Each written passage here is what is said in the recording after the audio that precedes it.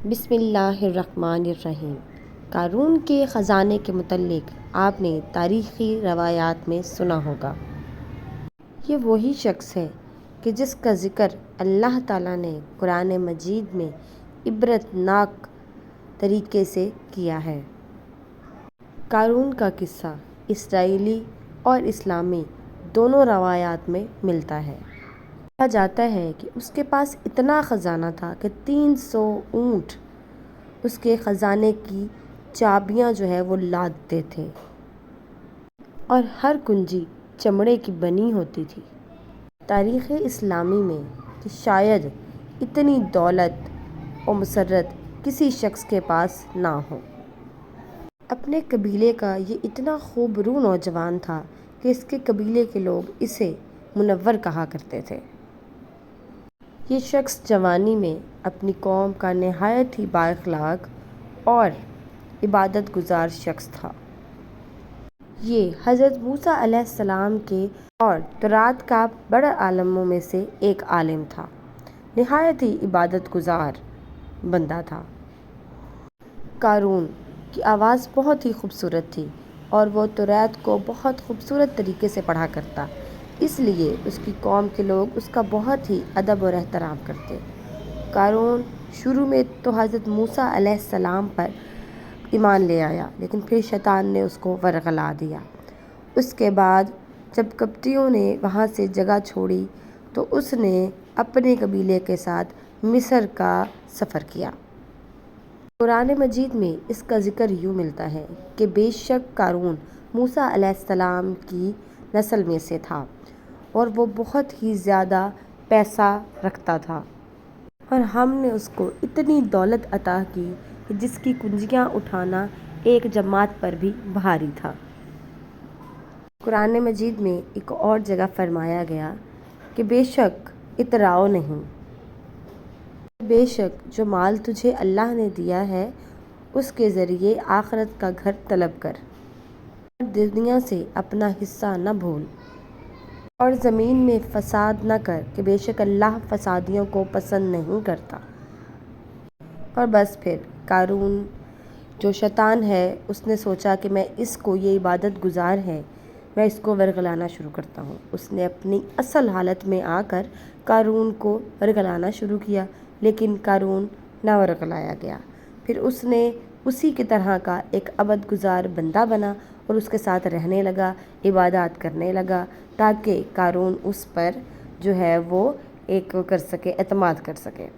آہستہ آہستہ وہ اعتماد کرتا چلا گیا اور اللہ تعالیٰ اسے مال و دولت سے نوازتا چلا گیا۔ شیطان اسے اب ورغلاتا چلا جا رہا تھا۔ اب یوں ہوا کہ شیطان نے اسے کہا کہ ہم 6 دن عبادت کریں گے اور ایک دن اس دن ہم دوسرے کام کاج کیا کریں گے۔ قارون نے کہا ٹھیک ہے، کیونکہ اب قارون کو اس پر اعتماد ہو چکا تھا۔ آہستہ آہستہ یوں کرتے کرتے لوگوں نے انہیں کھانا دینا شروع کر دیا۔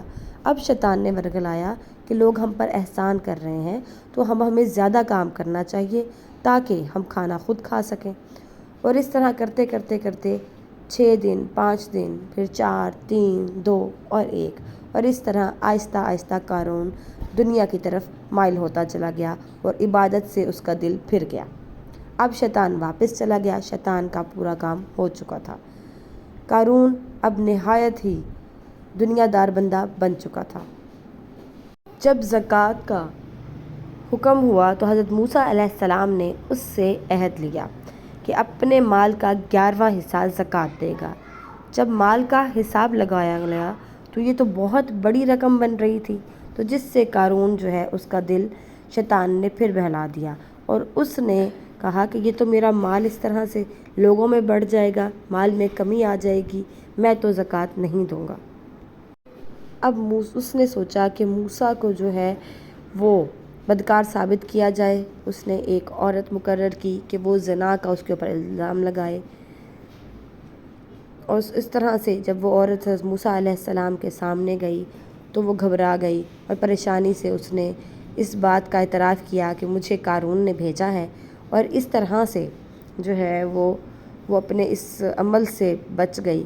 حضرت موسیٰ علیہ السلام کو اللہ تعالیٰ نے سرخرو کیا اور اس طرح سے جو قارون کے اوپر عذاب اللہ تعالیٰ نے بھیجا وہ یہی تھا کہ اس نے حضرت موسیٰ علیہ السلام کے اوپر جو ہے وہ تہمت لگائی تھی، اور اللہ تعالیٰ نے اس کو نیست و نابود کر دیا۔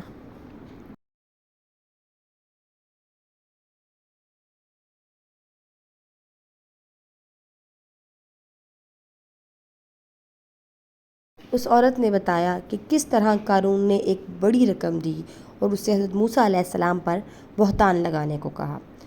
حضرت موسیٰ علیہ السلام نے اللہ کے حکم سے زمین کو حکم دیا تو زمین نے قارون اور اس کے جو کارندے تھے اس کو اپنے اندر دبوچ لیا۔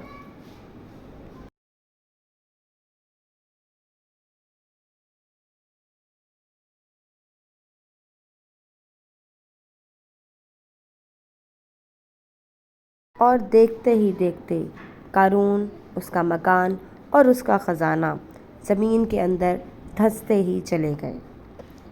اللہ تعالیٰ نے اپنے نبی پر جو بہتان اس نے لگایا تھا اس کا بہت احسن اس سے جو ہے وہ انجام دیا۔ بے شک اللہ تعالیٰ اپنے پیاروں کو ہمیشہ سرخرو کرتا ہے۔ اللہ پاک ہم سب کو غرور و تکبر سے بچائے، آمین۔